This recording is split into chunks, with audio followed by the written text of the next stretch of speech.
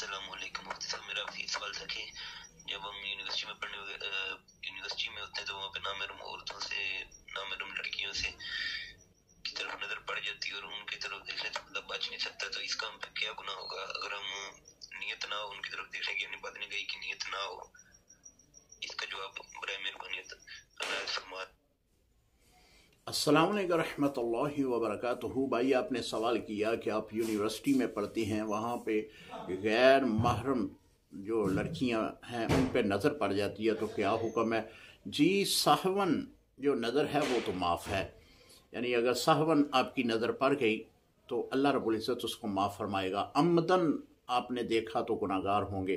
اگر سہون نظر پڑی ہے تو وہی نظر کافی دیر تک رہی تو پھر بھی آپ گناہ گار ہوں گے۔ غیر محرم کو دیکھنا یہ اسلام میں منع ہے، تو سہون نظر جو ہے اچانک نظر پڑ جائے تو وہ اللہ رب العزت معافی فرما دیتا ہے۔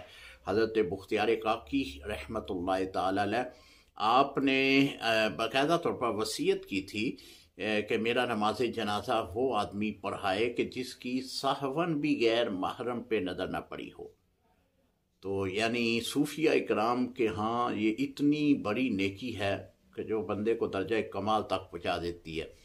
تو لہذا سہون نظر جو ہے یہ تو معاف ہے، لیکن عمدن اگر کسی نے جان بوجھ کر کسی غیر محرم کو دیکھا تو یہ گناہ گار ہوگا۔ السلام علیکم ورحمۃ اللہ وبرکاتہ۔